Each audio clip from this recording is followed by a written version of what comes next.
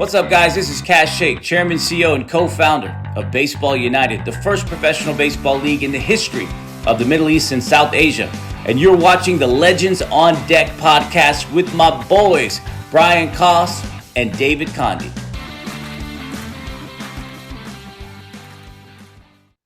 Welcome to episode 98 of the Legends on Deck podcast. I'm Brian Koss, along with my co-host, David Conde. And today's guest is a 14-year Major League Baseball veteran. Back when David and I were following the game as kids, David, it's a special episode for David. I'm going to say that, being a lifelong New York Mets guy.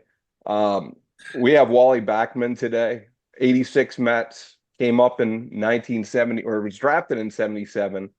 Played for the Mets for most of the 1980s and into the 90s, and then coached for several decades after that. Wally's here to tell us his story today. So, Wally, welcome to the show. Hey, thanks, Brian, David. I'm glad to be here. Well, we appreciate that. Yeah, like Brian said, this is one of the special ones for me. We've had some Yankee guys on, but that was only because, for my dad, because he's a big Yankee fan. Even though my dad wanted me to say hi to you, but I said, Dad, you're a Yankee fan. But, but tell him I said hi. What the hell? So we're glad you're. So we always go back when our guests first started in the game. So kind of just give us an idea when you first picked up a baseball, when you first thought, this is the game I want to play, and when did you realize that you can reach the professional level? It's actually a pretty good story. I started playing when I was like 5 years old. And my dad, my older brother were huge assets in my career, the way they pushed me. And they didn't push me too hard like you see sometimes the parents today push kids really hard in this fall ball and do all this kind of stuff. Those kids need a little bit of a rest. But my career went good. It was fun. I played with great guys, great players, Hall of Famers. I enjoyed my time in New York more than any of the other cities that I ever played in. Playing in New York was playing in the big leagues. I remember when I got traded to Minnesota, it was like I thought I went back to the minor leagues, and it wasn't fun. And I left there. I went to Pittsburgh, Philadelphia, and finished with the Mariners. But good times, but nothing more special than winning a World Series. I agree with that. Now, I guess you played high school baseball. Did you have a special position that you liked? Were you a pitcher or catcher, or were you always an infielder? Well, I was always an infielder. I was always a shortstop, and I did pitch late in the game. And I'll never forget, we were playing Park Rose in Portland, and a guy hit a home run. It must have been 500 feet off me. And I was like, shit, I can't pitch anymore. So I stayed at shortstop, and that was kind of my career. I was a shortstop, and then I tore my rotator cuff, and I ended up at second base. So, but baseball's been good to me. It's a good life. It's met a lot of really good people. I agree. Very cool. So you were drafted in 77 by the Mets, right out of high school. And you'd be up in the big leagues by 1980. So that's only really 3 years in the minors. What do you recall about that draft, being drafted, your first round guy, and those early minor league days as a player? What was that experience like for you? Well, the draft was unique because I had lots of scouts were there. I didn't think I was going in the first round. I thought I was in the second round, and they announced it over the PA at high school that I was a first round pick. And then Joe Willett was a pitcher on the team. He was a 10th round pick for the Reds. But when they announced that, I was in typing class. It's funny because I was in typing class and I was flunking that class. And the lady ended up giving me an A. So, I guess that's my claim to fame. I got an A when I was getting an F, but it was exciting. Marv Scott was the guy that signed me out of the Northwest, and I had never been east of Salt Lake City, and So I had to go to Florida for, I don't know, 8 or 9 days before we started in the Penn League. And God, it was hot. And I mean hot. You'd take a shower and you'd start sweating if you opened the door. So it was a different time. And it was weird because, like I said, I hadn't been east of Salt Lake City. So it was just a different time. I was only 17 years old. Everybody, you think everything is great, but you do definitely get homesick. Yeah. And so that you have that draft is a funny story because we've talked to several other, play like more recent guys that have come up in the last, 5 to 10 years. And nowadays it's like, you watch a Major League Baseball draft on MLB Network and they've got they're zoomed in on the camera, the family sitting there, and here you are sitting in a classroom, not even, to kind of you know, not even anticipating, exactly what was going to happen, or no one's, you couldn't text, you couldn't email. It's just like you got an announcement, somebody tracked you down to know you were in school. No, it So was that's a unique experience. it's way different today than it was back then. Today I went to the draft. I think it was first year when I was managing in Brooklyn for the Mets, and they asked me to come to the draft, and you're a number. It's whatever the number might be. It's like five numbers, and it's funny because the one year or that year there was two guys with the same name, and the Mets drafted the wrong guy that they wanted, but it was the same name and they gave the wrong number. So it's just different. It's not that we're going to draft David or Brian, it's 99763 or something like that is in the draft. And then they give you the guy's name. So it's just a different way that they do things, and organizations which is nice, that the fact that, you got the general manager in there, you got the assistant GM in there, and you got a lot of people in there, the scouts and things like that. But they'll give an intern the opportunity to say that we draft 5-5. We draft you, David, or whatever, Brian. And it's probably a kind of a kick for those guys to be able to say the individual's name and draft them and things like that. So there's some good things about it. Yeah, yeah, definitely. Maybe it's a little more personalized now. Um, what about your debut in the big leagues? It was a special time. They brought my mother and father there, the Will Punts did, and I didn't even know they were there in Dodger Stadium. So I got a hit my first at bat. I think it was Bert Hooton. Then he struck me out the second at bat. I hit a double off the wall the third at bat. Joe Torre met the steps and told me it should have been a triple. So it was a different experience, but it was a great experience. That's awesome. No, that's great. So when you got, I want to go back real quick. When you got drafted, was that the team you wanted to be with? Was there a team that you actually liked? Like, did you grow up watching the game, or what? Did it not matter which team you get drafted? You know what's funny? In '69, I was only 10 years old, and everybody had those TVs that, I don't know, black and white. Maybe we had a color TV, but I was the only one in my family of seven at 10 years old that was rooting for the Mets to beat the Orioles. And they won. So I was the bad guy in the house for a while. So, and I don't know why I rooted for them. I knew they were the underdog, but they had a great year that year where they just, I don't know, they were like 10 games out of first place with the last month to go, and they ended winning their division or whatever. So I've always liked the underdog. Well, if I look now at the standings, they're probably a little bit of the underdog. So I'm hoping that they have a little bit of a miracle. Well, they're going to go to the playoffs. I mean, they lost, I think, to Miami again today, but Yeah. God, they swept the Phillies. They're doing everything right. They got so much talent on that team, and they should succeed. It just matter how they match up. That I don't know what their record is against teams over 500, but I think it's probably pretty good. But teams under 500, which kept them out of first place. So, they're going to have an uphill battle.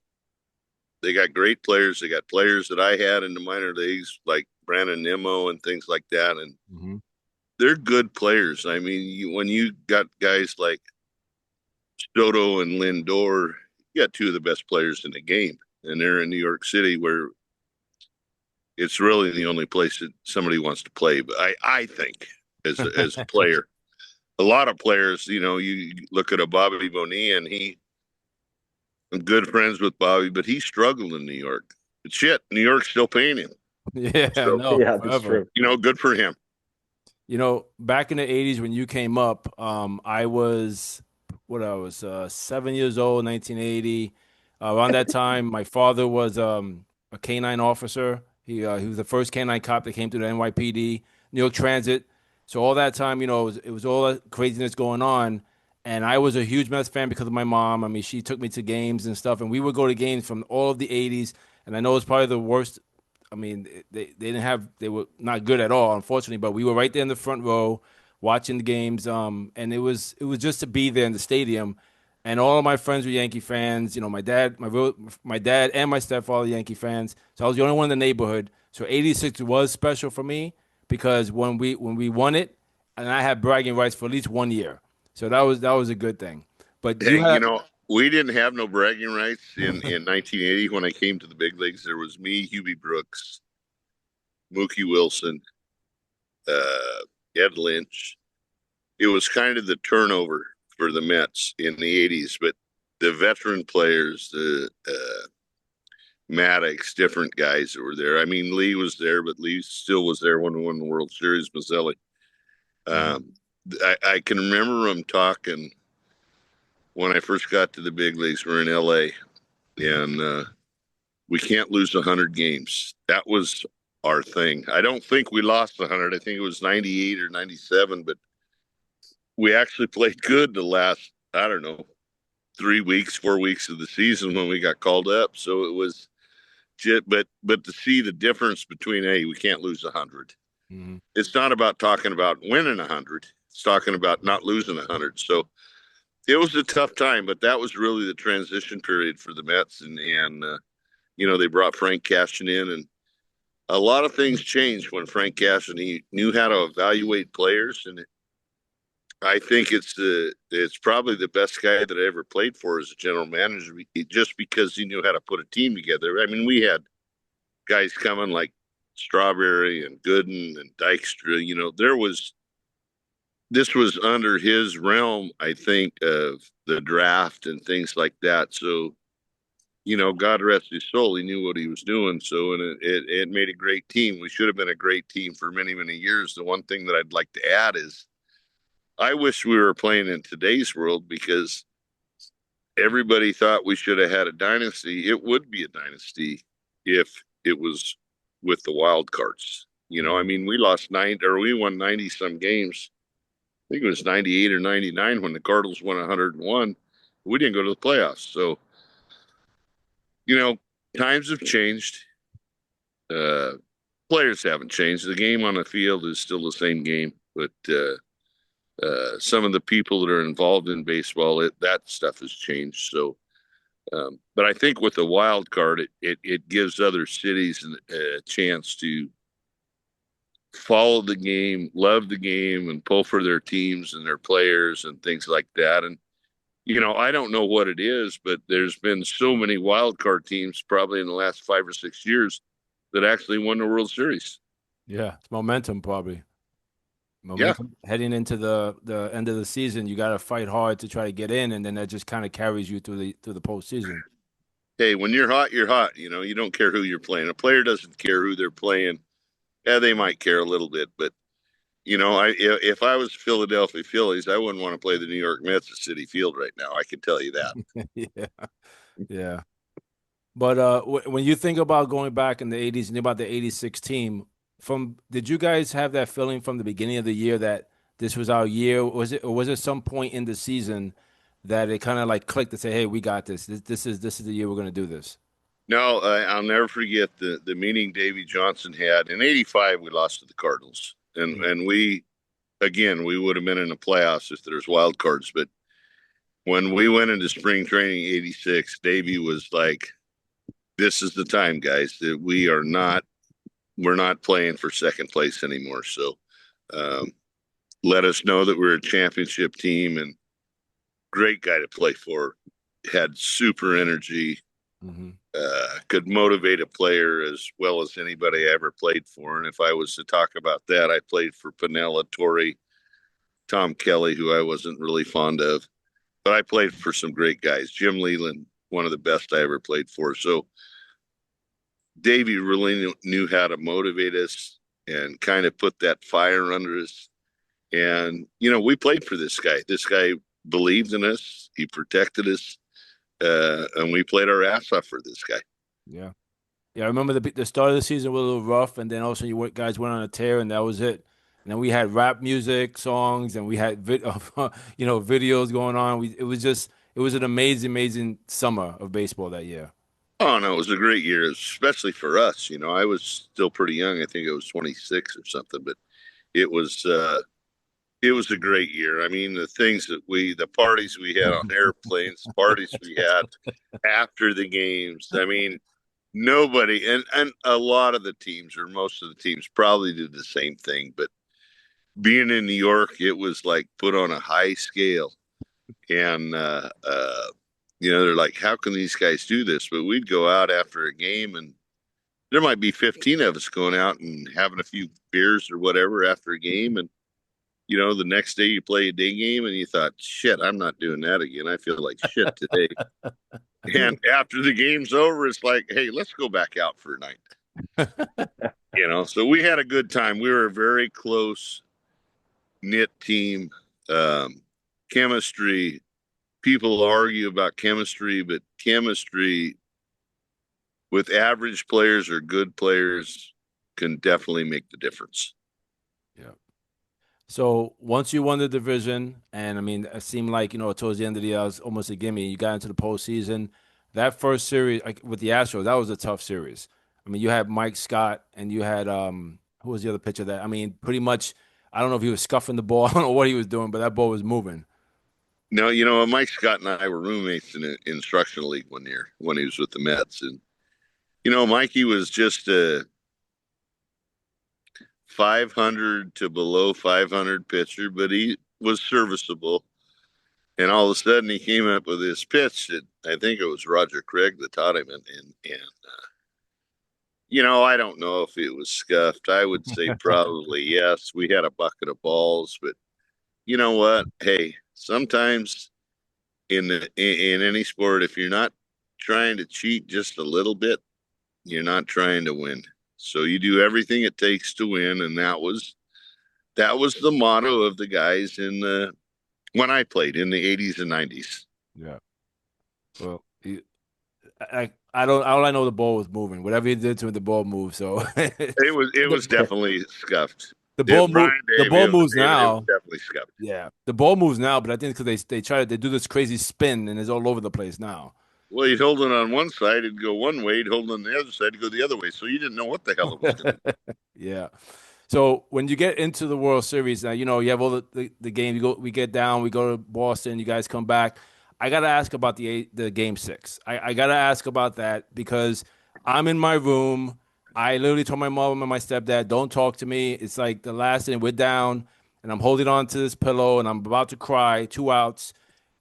I want to know, what were you guys thinking in the dugout? I mean, because I'm like, this is unbelievable. We're going to lose. We cannot lose. It's like, what was going on through your guys' mind? Was anybody talking, or was it just silence?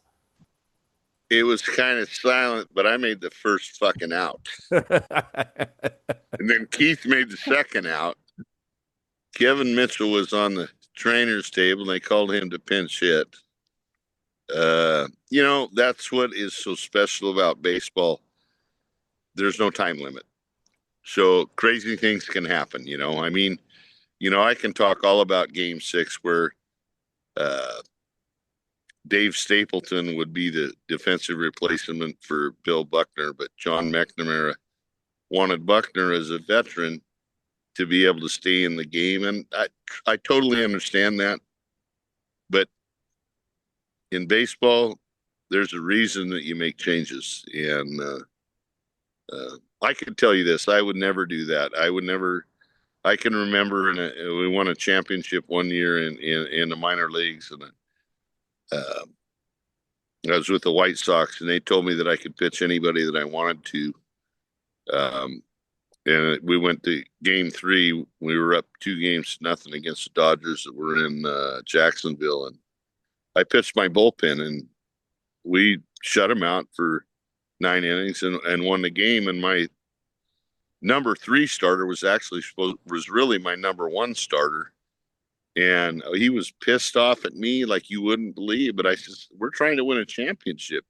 I actually brought him in to finish the game in the 9th inning. So I think he ended up getting a save or whatever. So it kind of eased the pain a little bit for him. But, players are funny sometimes, and you got to be able to manage all those guys. And everybody's they're all a little bit different. They all have different personalities.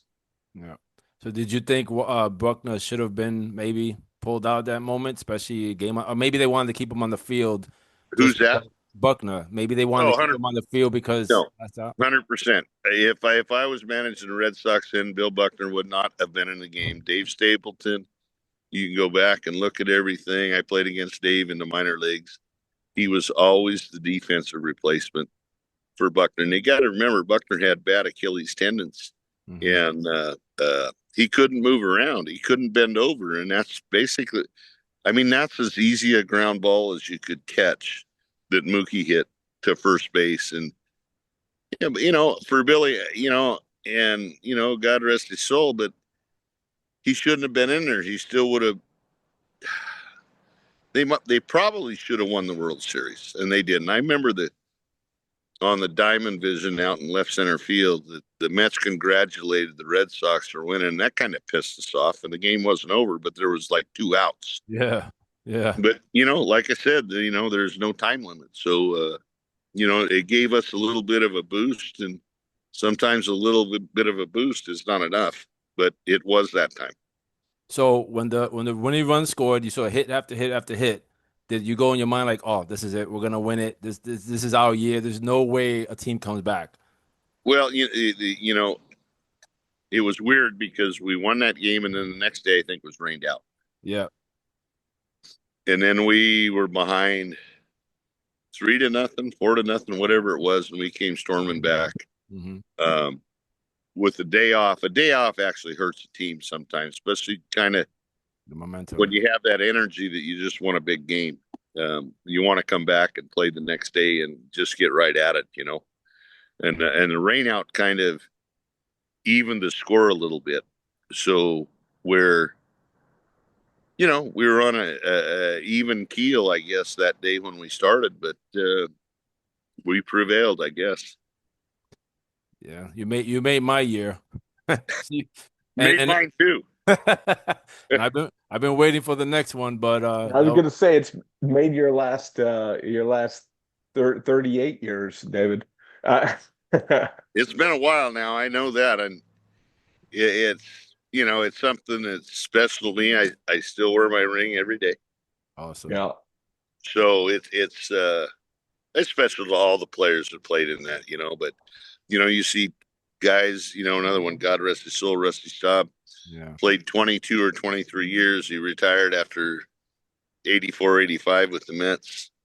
And, a guy that plays that long, that great of a player, never won a World Series. So that's why you play the game, is to win a world championship. And I was definitely fortunate and very proud that we did that. Well, you say the next, I don't remember when the parade was, if it was the next day or not, but I went to a Catholic school, and the nuns were very strict. And my mother said, don't worry about it. We were the first ones in New York, 7 o'clock in the morning. They were just doing the lines. We got front row. I actually got a picture somewhere with all the guys coming on other cars.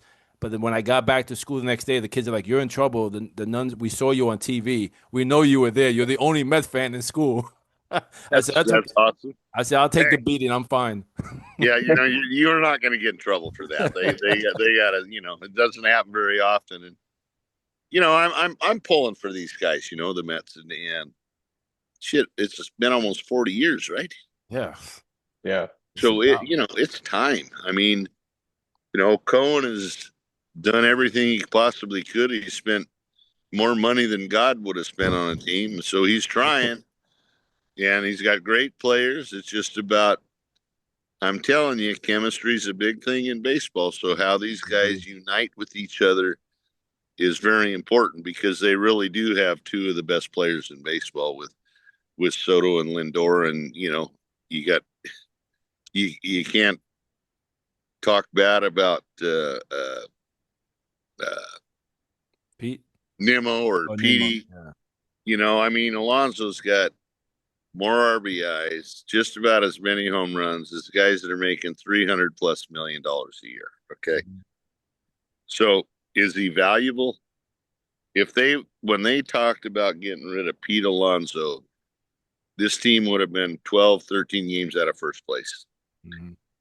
And when they signed him, I told people before, if you don't sign Pete Alonso, you're talking about, you got to score 700 and some runs to get to the playoffs. And they were going to lose over 100 runs by losing him. And hey, Vientos, Beatty, they're starting to come into their own, but Mhm. they're not Pete Alonso. Not Exactly. yet. Yep. So uh, that was probably, well, Soto was a huge addition to the team, but re-signing Pete, I think, put him over the top. And I get it. They're the third wild card right now, but I'm going to tell you what, any team that plays the Mets should be pretty scared right now. Yeah. Yeah, when you figure when they put it together, I mean, these two young kids came up and they're doing great. And you just in a short series, you don't need your six pitchers. You just need three hot ones to get you through the first round or so.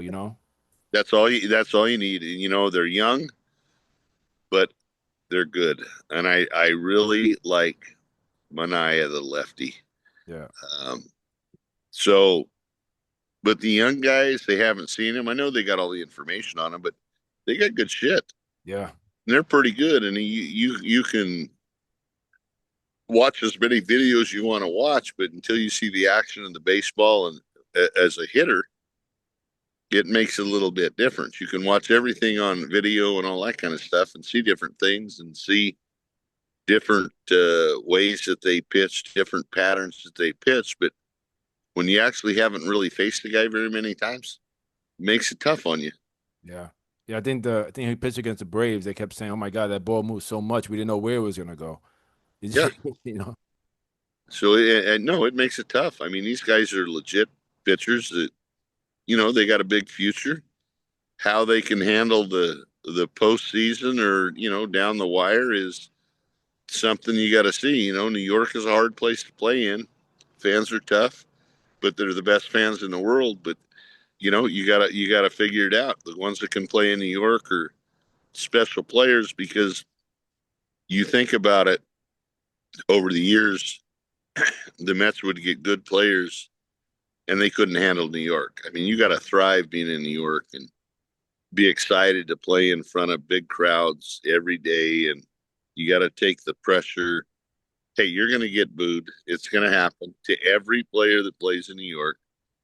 And any player that says, "Oh, I can block all that stuff out," they're lying to you. But Yeah, it's tough. But there's bad that comes with the good, and hopefully there's more good that comes with the bad. yeah, Yeah, no doubt about it. Yeah, as you guys were talking about the championship, you're talking 86. I was thinking about it, right? So that this is true of most major league franchises, whether it's the Mets, whether it's, I'm a Tigers fan, so they were 84, went back. Mets have been back a couple of times to the World Series. Tigers have, other teams, but very few teams have put together as a string of World Series, either pennants or win or World Series championships. We think of the Yankees at Right. certain intervals in their history, but I was thinking about it from a perspective of, when a modern manager or a modern general manager, when you're making decisions and you have a good team, that season, there's this balance between the trade, uh, some of your potential prospects that could get you that next step, or in the next few years, or do you go all in that season because you might not get that season back again. Is there any insight into that? Yeah, I think it's a really tough decision for a general manager. Hopefully the manager has his say in it, because I'll go back to it. When you mess with chemistry, if you get rid of one player to try to get two or three players that you think are going to get you over the hump, the one player that you get rid of might affect 20 guys on that team. True. So there's a real fine line to some of that stuff when you get to the trade line. You want to keep your core together and add to the core. I know the Mets went after some pitching this year at the trade deadline, which were supposed to be really good, but they haven't been that good. But they're all back end guys. Mm-hmm. You get the finish line, and maybe they become the same person. But I told you, New York's a tough place to play. But I think Stern did a good job with what he did. I think he obviously knew people wanted him to get starting pitching in the public, but obviously he knew that he had it in the minor league system. So, credit is deserved when credit is needed. And he knew what was going on in the minor leagues, which I will tell you, a lot of general managers don't know what is going on in the minor leagues. They'll call you, if you're the manager and maybe the pitching coach, to say, hey, how close is this guy to being ready? And you can tell them whatever you want, but they're not going to do everything that you say. I'm going to give you one really good example, and you could talk to Terry Collins about this. When Jacob deGrom was with me in Las Vegas, they called me. Him and Sandy Alderson called me, and they said, we want to put him in the bullpen, Wally. There was Montero with a light education pitched in Yankee Stadium, and they saved deGrom to pitch at Citi Field. It might have been Shea Stadium still then. And they said, we want to put deGrom in the bullpen. And I said, what? I said, you got to be fucking crazy. I said, he's a high maintenance guy. He's got great stuff. I said, this guy's a starter. And I swear to you, you call Terry Collins. I said, this guy might win a Cy Young.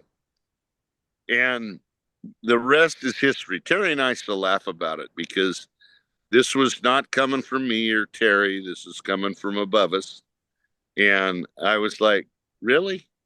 And the rest is history. deGrom is who he is.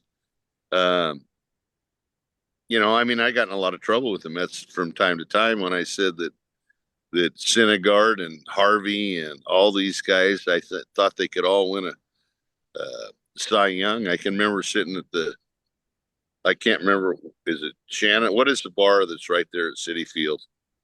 Oh yeah, I don't remember. And I'm sitting there and we're talking about it, and I got in trouble from Sandy Alderson for seeing how good 3 or 4 pitchers were, and I was supposedly degrading their value. And I was like, wait, I just said 3 guys could win the Cy Young. This guy might win it first, but anyway, that's dead water under the bridge, but there's so many different baseball people that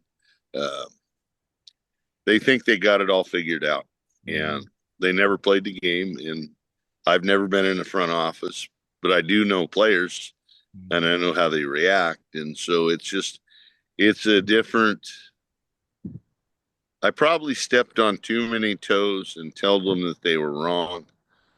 And that's probably why I'm not in the big leagues right now. Oh, you gotta sometimes you gotta speak the truth. So I always do. So that's a perfect segue, actually, because so following your playing career, you spent considerable amount of time, several decades, up until recently, coaching at various levels, right? So You think? Yeah. Yeah. I did. You know what? And Brian, David, I can tell you why. I love the game. I love to Yeah. win. And I love to be able to say that Barnes is the assistant hitting coach, I think, with the Mets. He was my closer the year before. And he was supposed to come back to me in the playoffs. He never did. But, I mean, very smart individual, knows the game of baseball. And I give him all the credit. You know, he gets that opportunity. The hardest part for me in baseball is to watch people get to the ultimate level, which is the major leagues, and never fought in the minor leagues to get an opportunity to get to the major leagues. Mm-hmm. And I could count numerous. I could put a list of people out there in the minor leagues that are better than so many major league coaches. And if those major league coaches wanted to ask me what I thought, I'd be more than happy to give my opinion. Well, I think that when you were in the minors, I mean the years you coached the Vegas team, you did very well with them. You've had a lot of big names on that team, and a lot of the guys came up and did extremely well. And everywhere they went, that was a testament of having the good coaches they had in the minors. I can't say what coached them at the next level. I just know what when you had them, they were good ball players, ready to come up. Hey, I And was able I to, fought for a couple of them too. I was able to develop those guys and give them some insight by just talking to them Mm-hmm. and tell them what to expect. And I had players that weren't even going to play anymore. Convince them you gotta fight for this. It's not easy. And they ended up in the big leagues.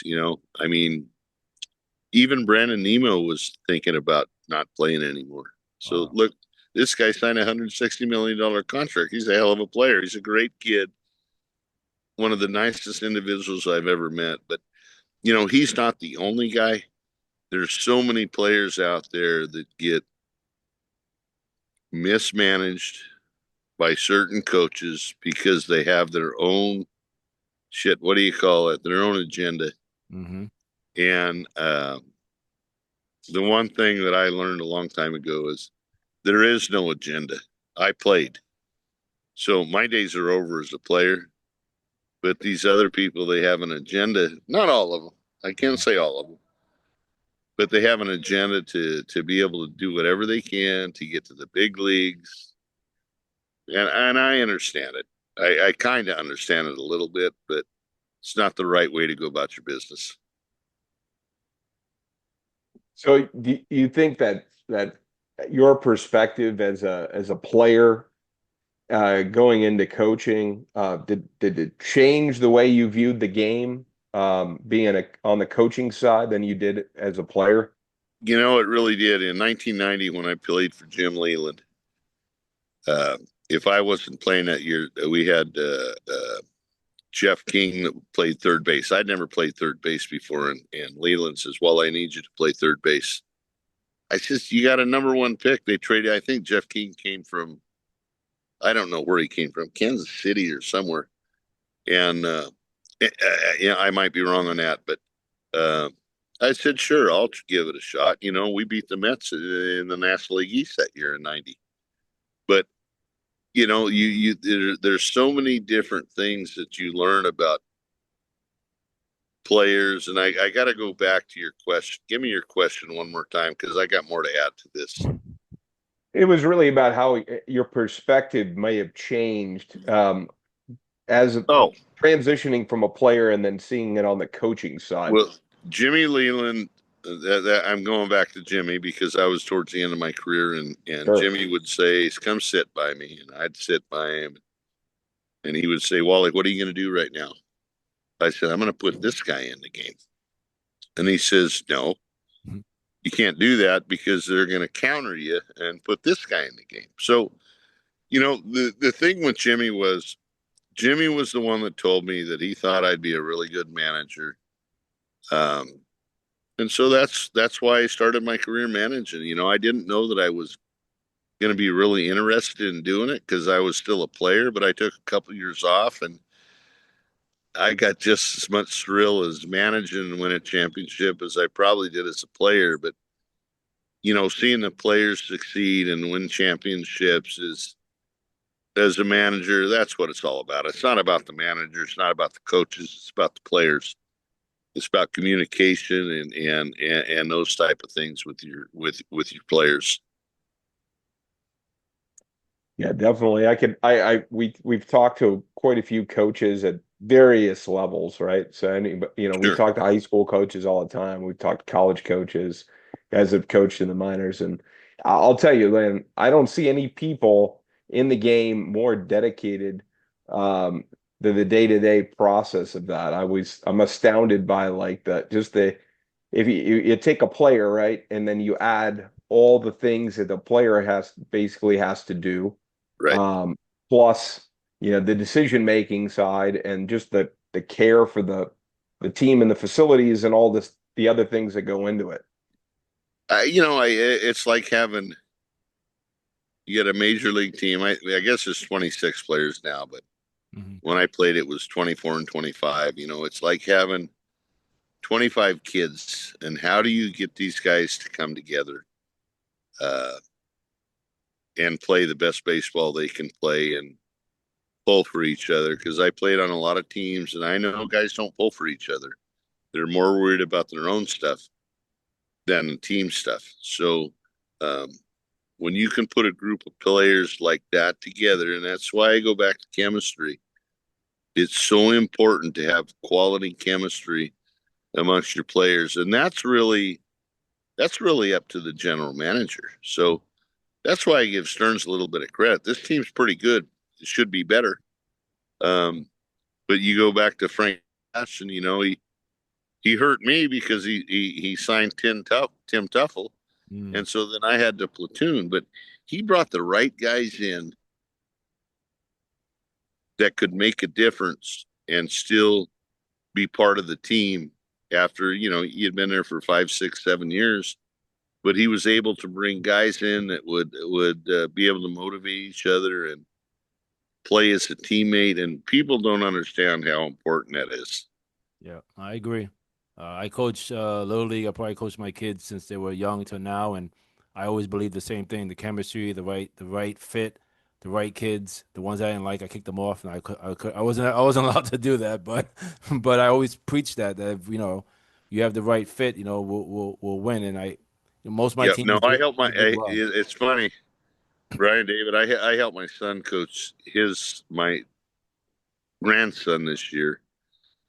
I wasn't there every day, but they went to the state tournament, and God, I'd get so frustrated watching these guys. They didn't win, but they got there, and it was like, only if you could change just a few things, but you got to have so much patience with young kids, and so many of those coaches don't have the patience. I've seen coaches yelling and screaming, parents yelling and screaming from the stands, and it's like they're kids. Yep. Let them play the game. Let them enjoy themselves. Don't they put the added pressure on those kids, and it doesn't make it fun for them. They see the job part of it very, very quickly, and then some of them quit because they don't want to deal with that pressure at such a young age. No, I mean, you can't put that pressure on a young kid like that. It's all about having fun at that time. And if you win during the process, it's awesome. Yeah. Even those kids, like I remember when my son, Wally Jr., there's a draft for those kids. And of course he takes his own kid, which was probably the best player on the team. But he didn't have to draft him. So he's drafted around his own kid. So, they try to make it where it's pretty fair, in the little league side of it, so it was a different experience because trust me, I have not coached little league ever. And to watch these kids play, it was like you put your hand over your face and it's like, wow, okay, try again next time, buddy. Good swing. Well, you did. So you stopped managing in 23. Would you consider taking on a young team right now and maybe 18-year-olds or 12-year-old team and manage them? Well, probably not the young kids, but you know what? I talked to a guy today, and I've been out 2 years. I come to the coast for 3 months to fish the last 2 years. And I told my wife, I said, I'm missing this shit. So I want to manage again. It might not be, I might not get to the big leagues where I should be a long time ago, but, just to manage them and put them in a position to succeed and give them a better opportunity to get to the big leagues, which I sent lots of guys back to the big leagues. Yep. Yeah, from the minor leagues, even independent ball. So, I appreciate being able to do stuff like that. And I give them a better life. That's the way I can see it. That's Having awesome. a guy that's making $2,000 or $3,000 a month to making $700,000 on a minimum salary in the big leagues, which I sent many guys that way. So is there a possibility that there's a door might be open? I know you probably can't speak on it, but for you to get back into managing pro ball? No, I think there's probably a door open. I haven't changed my phone number in 30 years. So, Yeah. they can call, I would talk and I get the difference in the game. And I don't want anybody to say that I'm old school and I don't do the analytics, because I did the analytics before. I learned the analytics from Davy Johnson. And so I've used all that stuff, but a lot of people say, well, he's old school. He doesn't use the analytics. I use it every day Yeah. when I manage. So, and that's how you put players in positions to succeed, and how you can really screw that up by not putting them in positions to succeed. But, that's up to them. They got my number. I got the fire again to come back and manage at whatever level it might be. I don't have to go to the big leagues. It's not, you know what? I should have been. It didn't happen. I regret it a little bit, but that's what it was. That's what it is. And to be able to help the players, that's what I care about the most. That's awesome. Well, back in years back, I let you know, us fans were pushing for it. We felt, Oh, I know you were. I think you and Viola would have been a great tandem up there.